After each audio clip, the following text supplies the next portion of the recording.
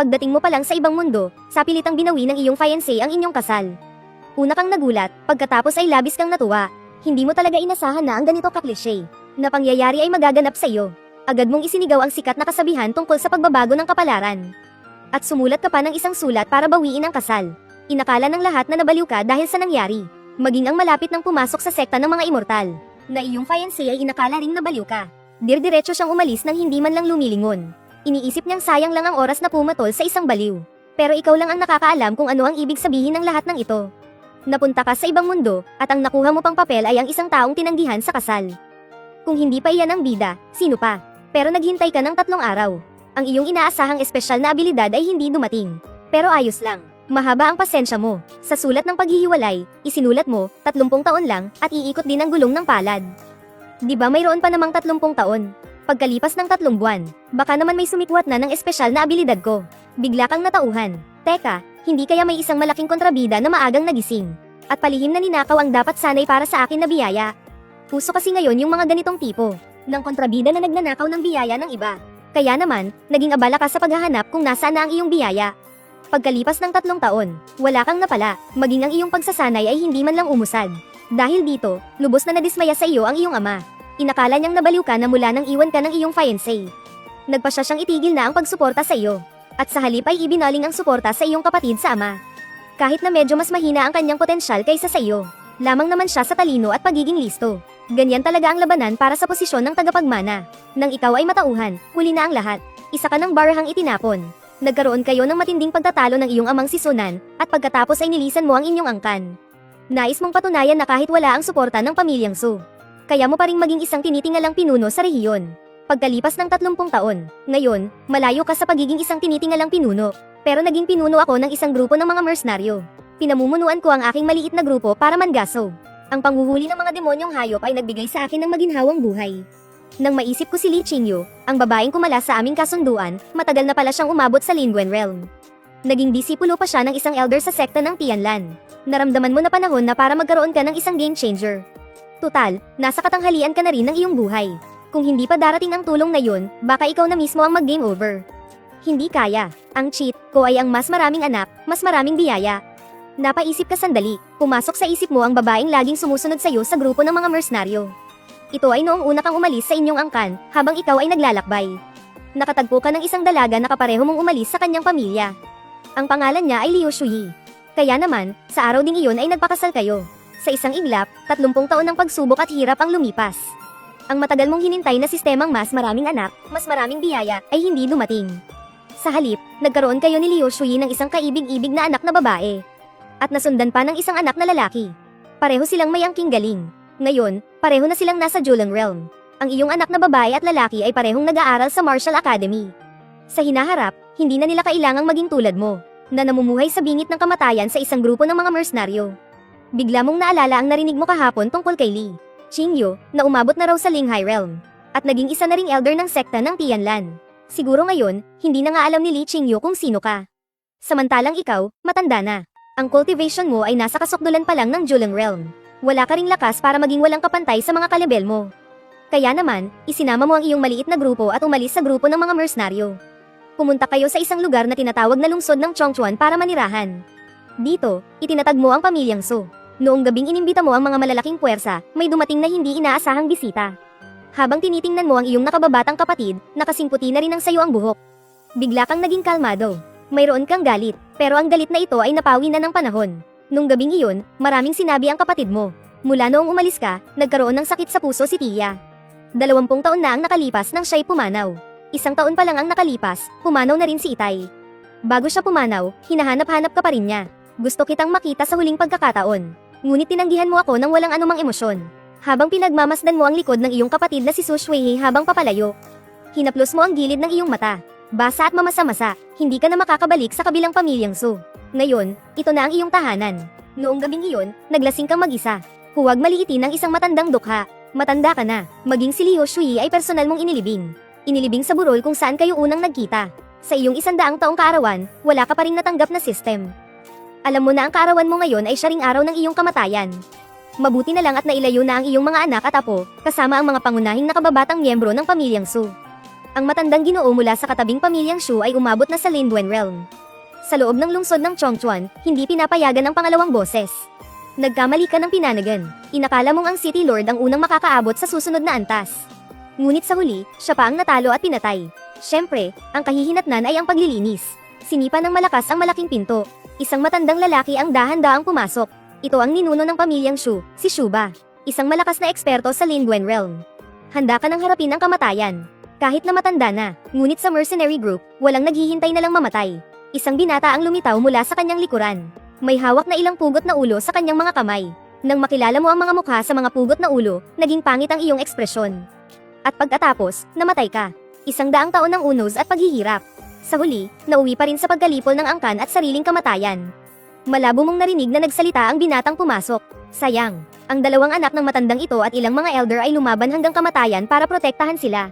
Kahit na nalaman namin ng maaga ang ruta ng pagtakas ng pamilya Su.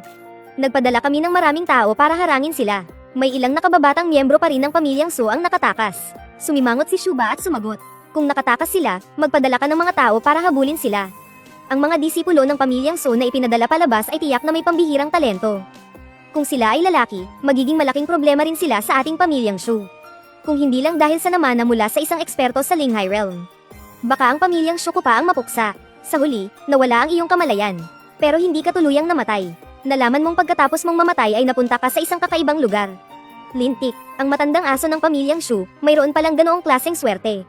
Nang maalala mo ang mga huling sinabi ni Shuba, napuno ka ng galit. Pero ngayon, wala ka ng oras para isipin ang mga iyon. Dahil dumating na ang iyong espesyal na abilidad. Sa una mong buhay, bata ka at mapusok kaya marami kang nagawang pagkakamali. Pagkatapos mong lumayas sa bahay, dumaan ka sa maraming pagsubok. Nagtayo ka ng pamilya, naging isang ninuno, at pinalaganap ang iyong lahi. Nag-iwan ka ng iyong marka sa mundong ito.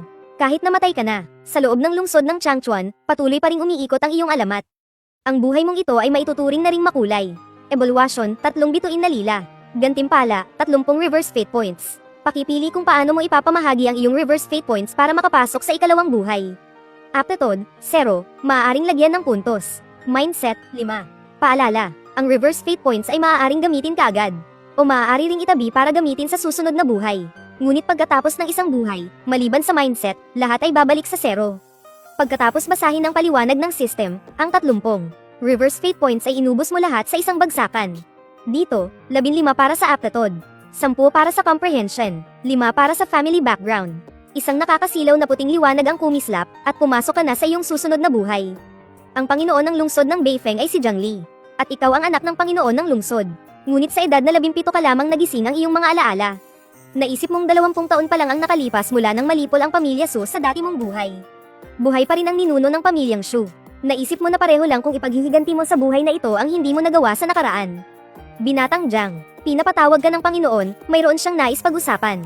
Isang utosang babae ang patakbong lumapit sa iyo. Tumango ka, sumunod ka sa utusan para makita ang iyong ama sa buhay na ito. Sa malawak na silid, naihanda na ni Jiang Li sa mga utusan ang pagkain. Isang lalaking nasa katanghaliang gulang at isang babae ang nakaupo sa silya, hinihintay ka, model. Nakita mo ang ngiti sa kanilang mga mukha kaya magalang kang bumati. Pagbati po, itay at inay. Agad kang hinayla ni Wang Hanyo at sinabi, halika, maupo ka, huwag ka nang masyadong formal, nasa bahay ka lang naman. Sabi ni Jiang Li, kumain muna tayo. Pag-usapan natin ang mga mahahalagang bagay pagkatapos kumain. Masunurin kang kumain hanggang sa matapos. Nasa sukdulan ka na ngayon ng ikasyam na antas ng Chiling. Isang hakbang na lang ang layo mo sa antas Juling. Ang Juling pill na ito ay maaaring makatulong sa iyo ng malaki. Pagkatapos kumain, naglabas si Jiang Li ng isang eleganteng kahon. Sa loob nito ay may nakabalot na Pyldores, ang Juling pill. Ang isang Juling pill ay kayang tumulong sa isang tao na malampasan ang sukdulan ng Chiling para marating ang antas Juling. Tanging ang mga pinakamalalakas na paksayon lamang ang may alam sa paraan ng paggawa nito. Hindi lang ito napakamahal. Ang pinakamahalaga, kahit may pera ka, hindi garantisadong makakabili ka. Kahit na si Jiang Li ay pinuno ng isang lungsod at isang eksperto sa antas Lingwen. Hindi pa rin madali para sa kanya ang makakuha ng isang Juling pill. Medyo naantig ang puso mo. Pagkalipas ng 3 araw, nasa antas Juling ka na. 17 taong gulang ka pa lamang ngayon. Sa nakaraang buhay mo, matapos mong iwanan ang iyong pamilya, inabot ka pa ng 25 taong gulang bago narating ang yugtong ito. Ngayon, mas maaga ka ng 8 taon, kaya't napakaganda ng iyong hinaharap. Matapos ang iyong pag-angat, bumalik ka sa Lingyun Martial Arts Academy na puno ng sigla. Ang Lingyun Martial Arts Academy ay isa sa 10 pinakadakilang akademya sa kaharian ng Tianfeng. Pagkabalik mo sa akademya, ang iyong pag-angat sa Antas Juling ay lumikha ng malaking ingay. Dahil ang isang 17 taong gulang na nasa Antas Juling ay maituturing ng isang henyo. Kahit sa loob ng Lingyun Martial Arts Academy na pugad ng mga henyo. Kakaunti lamang ang may ganitong klaseng talento. Dahil dito, mas maaga kang nakapasok sa inner court. At pumili ng isang elder bilang iyong guro. Ang elder na pinili mo ay nagngangalang Jiang Shangyang. Isa siyang eksperto na nasa ikapitong antas ng Lingwen. Mas mataas siya ng 4 na antas kaysa sa ama mo sa buhay na ito, si Jiang Li. Sa ganoong paraan, nagkaroon ka ng isa pang malakas na kakampi. Nang araw ding iyon, sa pamimilit ng iyong mga kaibigan, naghanda ka ng isang piging para ipagdiwang ang iyong pagpasok sa inner court. Para sa kanila, ang buhay mo ay parang isang laro na nakachit. May ama kang isang pinuno ng lungsod. At sa edad na 17, nagtagumpay kang maabot ang Antas Juling at makapasok sa inner court. Kinuha mo pang guro si Elder Jiang Shangyang. Kung hindi pa iyan ang pagiging panalo sa buhay, ano pa ba? Pero umiling ka lang, paano nila maiintindihan ang lahat ng hirap na pinagdaanan mo? Kahit nasa nakaraang buhay pa iyon. Pagkaalis mo sa restaurant, bigla kang kinilabutan. Nakakita ka ng isang pamilyar na mukha, may hitsura ng isang dating kakilala. Ang dating kakilalang ito ay isang kaaway. Mula pa rin sa pamilya Shu. Li Ming, tulungan mo ako. Tinitigan mo ng seryoso ang lalaking lasing sa iyong tabi. Nang makita ng lalaki ang iyong seryosong itsura, agad siyang nahimasmasan. Tulungan mo akong mag-imbestiga ng isang tao. Itinuro mo ang binatang may hitsura ng dati mong kakilala. Si Li Ming ang iyong matalik na kaibigan sa kalokohan. Ang pamilya niyang Li ay mayroon ding sariling impluensya sa loob ng lungsod ng Lingyun. Wala pang isang araw ang lumipas. Ang binatang iyon na tila isang kakilala mula sa nakaraan. Ang impormasyon tungkol sa kanya ay nasa harap mo na. Gaya nga ng inaasahan. Isang malamig na ngisi ang gumuhit sa iyong mukha, puno ng bagsik ang iyong itsura. Hindi nagkamali ang iyong pakiramdam na parang sa isang nag-iisang lobo noong araw na iyon. Ang binatang kamukha ng dati mong kakilala ay anak nga ng kaaway mo. Ang anak ni Shu Changji na nakita mo bago ka mamatay sa una mong buhay. Ang pangalan niya ay Shu Sheng. 3 taon siyang mas matanda sa iyo at ngayon ay nasa ika-9 na antas ng kiling. Marahil ay malapit na siyang makalagpas sa susunod na antas. Ngunit hindi na siya magkakaroon pa ng pagkakataong gawin iyon. Shu ba, hindi man kita mapatay, ikaw na matandang demonyo. Hindi ba't kaya kung unti-unting lipulin ang iyong angkan? Nagngingit-ngit ka sa galit, kung namatay ka na lang sana, matatanggap mo na ang pagkatalo. Ang problema, buhay ka ngayon. Noong nakita mo ang iyong mga anak at ang mga pugot na ulo ng matatanda mong kaibigan na bitbit ni Shu Changji. Madalas mo pa ring napapanaginipan iyon. Hindi mawawala ang puot sa iyong dibdib hanggat hindi mo nawawasak ang pamilya Shu. Isa pa, mayroon pang pamana mula sa isang eksperto sa Linghai Realm ang pamilya Shu. Iyon ay isang napakalaking pagkakataon. Ang isang nasa Linghai Realm ay itinuturing ng isang tunay na malakas sa kaharian ng Tianfeng. Si Li Qingyu, na siyang kumansela ng kasal ninyo noon, ay nasa Linghai Realm lang din naman ngayon. Sa Tianfeng Kingdom, ang ganitong talento ay napakakinang na. Kaya pala gusto niyang ipawalang bisa ang kasal ninyo noon. Talagang may karapatan siyang piliting wakasan ang kasunduan. Pero nagtanim ka pa rin ng sama ng loob at hindi mo ito makalimutan. Hindi na kayo magkalabel ngayon. Matanda na si Li Qingyu. Samantalang ikaw ay 17 pa lamang. Nag-iisip ka kung paano mo gagawin nang walang sino mang makakaalam. Ang pagpatay sa isang disipulo ng Lingyun Academy. Ang pagpatay sa kapwa disipulo ng akademya ay palaging isang mabigat na kasalanan. Ang pinakamagaan na parusa ay solitary confinement, at ang pinakamabigat ay ang pagpapatalsik sa akademya. Kaya naman, hindi mo siya maaaring patayin ng harapan. Ngunit si Shu Sheng, habang nasa kalagitnaan ng isang misyon, ay nakasagupan ng mga napakasamang bandido. Nagkataon namang may alitan ang mga bandidong iyon sa pamilya Shu. At pagkatapos, pinatay sa bagbog si Shu Sheng. Normal lang naman ang ganitong kwento, di ba? Pagkalipas ng 3 buwan, si Shu Sheng ay pinagtulungang patayin ng 3 lalaking nakaitim. Ang mga pangyayari ay naaayon sa iyong inaasahan. Minadali lang ng akademya ang kaso. Ipinagpalagay nilang nakahanap ng kaaway si Shu Sheng. Ito ang mundo ng martial arts. Kapag namatay ang isang ordinaryong estudyante, wala lang iyon. Tanging ang pinuno lang ng pamilya Shu, si Shu Changji, ang puno ng galit. Ngunit wala silang mahanap na anumang ebidensya. Sa huli, nabalewala na lang ang kaso. Ngunit alam mong simula pa lang ito. Para sa paghihiganti sa paglipol ng iyong angkan, hindi sapat ang isang buhay lamang. Ang kalaban ay nasa liwanag, habang ikaw ay nasa dilim. Hindi ka rin nagmamadali na maghiganti. Nagpatuloy ka sa iyong pagsasanay sa Lingyun Academy. Pagkalipas ng 1 taon, ikaw, nakara-rating lang sa edad na 18, ay pinauwi ni Jiang Li. Pag-uwi mo sa bahay, nakita mo ang iyong ama na may katabing isang matandang lalaki. Tiningnan ni Elder Wang ang iyong magandang tindig at cultivation. At ang iyong kahangahangang kakayahan, at tumango siya ng may kasiyahan. Mayroon akong apo na napakaganda, parang isang diwata. Matagal na siyang nagsasanay sa Lingjian Sect. Kara-rating lang niya ngayon sa Beifeng City. Umaasa itong matandang to na maisasama mo. Ang apo kong iyon para maglibot-libot sa Beifeng City ng ilang araw. Tiningnan mo ang iyong ama. Tumango sa iyo si Jiang Li. Kaya ngayon, naiintindihan mo na. Siguradong maganda na parang diwata ang babaeng iyon, at hindi rin pahuhuli ang kanyang talento. Dahilan para labis na matuwa ang ama ni Jiang. Iyon ang dahilan kung bakit kanya pinauwi. Kasama ang apo ni Elder Wang na si Wang Zilu. Nang magkita kayo, pareho ninyong kinikilatis ang isa't isa. Pareho kayong nasiyahan sa isa't isa. Sa pagkakataong ito, walang nangyaring pag-atras sa kasal. Inilibot mo si Wang Belo sa loob ng Northwind City. 3 araw kayong laging magkasama. Pagkatapos ng 3 araw, naghiwalay kayong dalawa. Nagkasundo kayo na sa gaganaping minsan sa 10 taon na pagtitipon sa Skywind Kingdom. Sa kompetisyon ng mga kabataan, doon kayo muling magkikita. Bumalik ka ulit sa Lingyun Academy. Ang makulit mong kaibigan na si Liming ay nakatingin sa'yo ng may pagtataka. Pakiramdam niya, nagbago ang matalik niyang kaibigan pagkatapos nitong bumalik. Siyempre, hindi mo naman sasabihin sa kanya. Bata, magkaiba na talaga tayo ngayon. Ako, may mapapangasawa na. Ikaw, single pa rin. Sa mga sumunod na araw, lalo pang tumindi ang iyong pagsasanay sa Lingyun Academy. Halos 2.5 taon na ang nakalipas mula nang magising ang mga alaala mo sa dati mong buhay. At mula sa ika-9 na antas ng Chiling, naka-breakthrough ka na sa ika-6 na antas ng Juling. Sa taong ito, 19 na taong gulang ka na. Talagang napakabilis ng ganitong klaseng pagsasanay. Nagulat maging ang buong akademya. Nag-usap-usap ang Council of Elders ng akademya. At napagdesisyonan nilang sanayin ka bilang isang Spirit Sea Level Seed Candidate. Malaki ang inaasahan sa iyo ng akademya. Umaasa sila na sa Skywind Kingdom. Sa minsan sa isang dekadang kompetisyon para sa mga kabataan, ay makakakuha ka ng magandang pwesto. Kasama mo ang isang elder ng akademya at ang grupo ng mga henyo na sinanay nila. Sinimulan ninyo na ang paglalakbay papunta sa Royal Capital ng Skywind. Sumama rin sa iyo ang makulit mong kaibigan na si Liming. Ziwo, may tiwala ka ba sa laban na ito?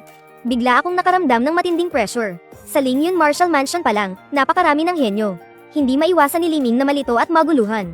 Sa loob ng 2 taon na iyon, matagumpay ding naka-breakthrough si Liming sa Juling Realm. Nasa unang antas pa lang siya ngayon ng Juling. Samantalang ikaw na matalik niyang kaibigan ay nasa ika-6 na antas na ng Juling. Noong una, akala niya ay isa ka ng henyo. Pero ang mga ipapadala ng Martial Mansion para sumali. Ang mga batang disipulo sa malaking kompetisyon ng mas nakababatang henerasyon. Lahat sila, walang alinlangan, ay hindi mas mahina sa iyo. Ang may pinakamababang cultivation ay nasa ika-5 antas na ng Spirit Gathering.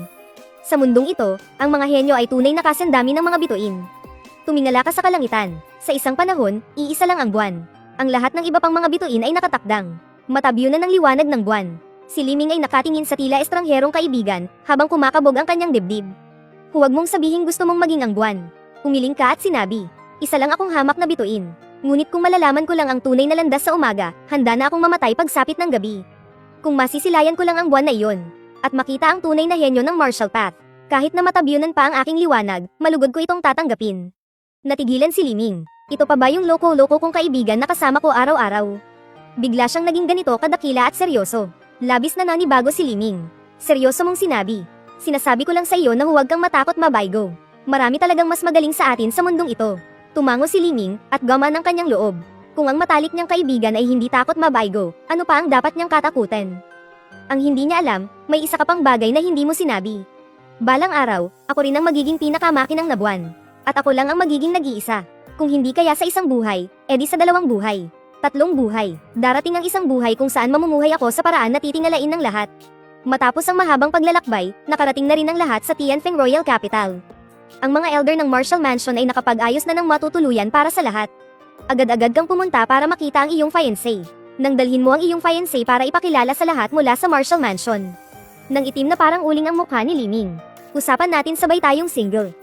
Pero ikaw, may fiancé ka na pala. Napatawa ka na lang ng alanganin. Umaasa kang maiintindihan ka ni Liming. Gustong-gusto ng Lingyun Martial Mansion si Wang Zilu. Pero ang Spirit Sword Sect naman ay ayaw sa iyo. Si Wang Belo ay isa ring kilalang dilag sa Spirit Sword Sect. Bagamat hindi siya tulad ng senior sister ng Spirit Sword Sect na isa. Sa 10 pinakamagandang babae ng Tianfeng Kingdom na tanyag sa lahat ng dako. Ngunit mayroon siyang kakaibang dating. Sa Lingjian Sect, marami siyang taga-suporta. Ang pagpunta mo roon ay parang panunundot sa bahay ng putakti, agad kang pinalibutan ng maraming tao. Ikaw ba ang mapapangasawa ni Junior Sister Wang? Hinahamon kita. Kapag natalo ka, lalayuan mo si Junior Sister Wang. Isang mas nakakatandang senior mula sa Lingjian Sect. Ang galit na naghamon sa iyo. Hindi ka pumayag. Saan naman nanggaling tong mayabang at isip batang to? Lalaki ka ba talaga? Wala ka bang lakas ng loob na humarap sa isang marangal na laban ng mga lalaki? Kapag natalo ako, hindi na ako magpapakita pa kay Junior Sister Wang. Kung ikaw naman ang matalo, hihiwalayan mo si Junior Sister Wang. Walang tigil sa pamimilit at panggigiit ang senior ng Lingjian Sect. Tila ba sa tingin niya ay sapat na iyon para mapabagsak ka? At para maging maganda ang tingin sa kanya ni Wang Belo. Sa tingin ko lang, napaka-inosente ni Miss Wang sa sitwasyong ito. Para gawing pastahan ng isang katulad mo. Kung gusto mong makipaglaban, papayag ako. Pero hindi ko ipupusta ang aking mapapangasawa. Hindi siya isang bagay. Siya ang aking magiging asawa. Dahil sa sinabi mong iyon, nakuha mo ang respeto ng buong Lingjian sect. Maging ang magagandang mata ni Wang Belo ay nagningning ng kakaiba. Ang senior ng Lingjian sect na napahiya ay nagalit sa hiya at bigla kang sinugod. Ngunit sa isang galaw mo lang ay natalo mo siya na ikinagulat ng lahat. Mula simula hanggang wakas, hindi mo nalaman ang pangalan niya. At wala ka ring balak alamin. Talagang magkaiba ang antas niyong dalawa. Personal na humingi ng paumanhin sa iyo ang isang elder ng Lingjian sect. At nangako na wala ng sinuman mula sa Lingjian sect ang gugulo sa iyo. Hinangaan ka ng lahat sa Lingjian sect, mula sa pinakamataas hanggang sa pinakamababa. Tuluyan nang nagbago ang pakikitungo nila sa iyo. Naniniwala silang ikaw ang magiging dark horse sa martial arts tournament, at makakamit mo ang magagandang resulta sa kompetisyon. Pagdating ng panahong iyon, sino ang nakakaalam? Kung gaano karaming anak na babae ng mga prinsipe at maharlika ang mag-aalay ng sarili sa iyo. Napagtanto rin ni Wang Belo ang problemang ito. Ang kanyang mapapangasawa ay sobra-sobrang mahusay. Kapag sumikat na siya, padadalhan kaya siya nito ng sulat ng paghihiwalay. Kaya naman, sa bisperas ng pagsisimula ng martial arts conference, palaging nasa tabi mo si Wang Belo. Hanggang sa magsimula ang martial arts tournament, si Wang Belo lang ang nagbigay sa iyo ng kalayaan. Pakiramdam mo ay malapit nang bumagsak ang pagiging dark horse mo. Para ka ng isang kabayong pagod na pagod at butot balat. Pero mabuti na lang, kahit na medyo nakakapagod, sa dati mong buhay ay buong buhay kang lumaban sa bingit ng kamatayan. Ang karanasan mo sa labanan ay hindi may kukumpara sa mga bagitong ito na ngayon palang nagsisimula. Sa iyong paglalakbay, naging isang dark horse ka sa malaking kompetisyon ng martial arts. At napansin ka ng maraming makapangyarihang paksayon. Zhang Yuan, talagang nakapulot ng magaling na disipulo ang Lingyun Martial Palace ninyo, Maraming elder mula sa iba't ibang paksayon ang nagtipon. Sama-sama nilang ipinahayag ang kanilang paghanga sa Lingyun Martial Palace. 19 na taong gulang, nasa ika-6 na antas ng Spirit Gathering. Hindi lang iyon, nagawa pa niyang talunin ng isang paboritong manlalaro na kasama sa top 10 at mas mataas pa ang antas. Si Nandong Meng ng Tianlan Sect, 21 taong gulang. Nasa tuktok ng ika-9 na antas ng Spirit Gathering ang kanyang cultivation. Ang pinaka-pinagmamalaking disipulo ni Elder Li Qingyu ng Tianlan Sect. Samantalang ikaw ay nasa ika-6 na antas lamang ng Spirit Gathering. Ngunit dahil sa iyong tapang at walang takot na diwa ng pakikipaglaban, napilitan si Nandong Meng na kusang sumuko. Dahil sa labang ito, nakilala ka sa buong mundo. Binansagan ka ng mga tao bilang ang baliw sa martial arts. Sa sandaling ito, ikaw, ang dark horse ng Tianfeng Kingdom, ay nakahiga sa kama. Pakiramdam mo ay parang magkakalasog-lasog na ang iyong katawan. Ang bawat pulgada ng iyong balat ay parang hinihiwa ng kutsilyo. Ang mga pamilyar na mukha mula sa Lingyun Martial Palace ay lahat kinakabahang nakatingin sa iyo. Mahigpit na hawak ni Wang Belo ang iyong kamay. Walang tigil ang pagpatak ng mga luha mula sa kanyang mga mata. Basa na tuloy ang higaan. Talagang ang gawa sa tubig ang mga babae. Pilit mong pinapakalma ang lahat at sinabing, ayos na ang lahat, gising na ako. Tiningnan ka ng lahat, at dahil sa putla ng iyong mukha, halatang hindi sila naniniwala. Kaya naman iniba mo na lang ang usapan. Sa laban namin ni Nandong Meng ng Tianlan Sect, sino ang nanalo sa huli? Nang mabanggit mo iyon, biglang naging madaldal ang lahat. Siyempre ikaw ang nanalo, Junior Brother Jiang. Isang magandang senior sister ang tumingin sa iyo na may ningning sa mga mata. Naramdaman mong medyo madulas at malambot ang kamay mo. Malamig ngunit hindi nawawala ang init. Iyon pala ay idinikit ni Wang Zelo ang kanyang mukha sa kamay mo. Para bang ipinapahayag niya ang kanyang pag-aari. Kaya hindi mo alam kung matatawa ka o may iyak. Maging ang sakit na dala ng iyong mga sugat ay tila nabawasan. Ngayon, ang alamat tungkol sa iyo, Junior Brother Jiang, ay kumakalat na sa buong Wangdo. Si Nandong Meng ay isa sa mga paboritong manalo sa top 3. Pero natalo siya sa iyo, Junior Brother Jiang, kaya hindi man lang siya nakapasok sa top 10. Sumingit ang isang senior brother. Puno ng paghanga sa iyo ang kanyang boses. Ang martial spirit ni Junior Brother Jiang ay talagang kahanga-hanga. Ganito dapat ang martial arts. Sumusugod ng walang takot sa kamatayan. Nakakapagpainit ng dugo sa pananabik. Sabi ng isa pang senior brother na labis na humahanga sa iyo. Sa totoo lang, sobrang sakit na ng nararamdaman mo, di ba? Anong martial spirit ang pinagsasabi nila? Ang dahilan kung bakit ka lumaban ng patayan ay dahil si Nandong Meng ang disipulong ipinagmamalaki ni Li Qingyu.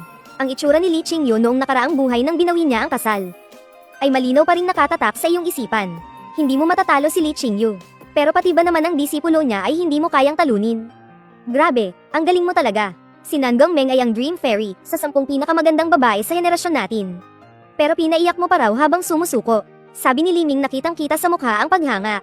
Nanginginig siya sa tuwa habang pinapanood ang kanyang matalik na kaibigan na sumisikat. Walang kalimutan kapag yumaman na. Magkasama sa hirap at ginhawa ang matalik na magkaibigan. Samantala, ikaw ay napaisip ng malalim. Isang katanungan ang biglang pumasok sa iyong isipan. May ganoon bang nangyari, na ang isang henyo ay matatalo hanggang sa umiyak? ay talagang napaka-imposible. Paanong ikaw mismo na sangkot ay hindi alam na umiyak si Nan Gongmeng? Dahan-dahan kang nagsalita, kailan pa yan nangyari? Isa ring henyo sa martial arts si Nan Gongmeng. Imposibleng umiyak yun dahil lang natalo, di ba? Buong kumpiyansang sinabi ni Liming. Ngayon, yan ang pinag-uusapan sa bawat kanto. Ngayon, maraming mga kabataan mula sa iba't ibang makapangyarihang grupo na nagbabalak magsanib puwersa para guluhin ka. 10,000 uri ng espesyal na halaman ang dumaan sa iyong isipan. Ang gantimpala mula sa kaharian ng Tianfeng ay napaka-heneroso rin. 3 araw na pagsasanay sa Spirit Pool, isang kulay cyan na Spirit Rune, at isa ring sandata na nasa mababang antas ng Zuan rank. Pagkatapos ng 3 araw, lalo pang umangat ang iyong cultivation. Mula sa ika-7 antas ng Spirit Condensation, umakyat ka na sa ika-8 antas.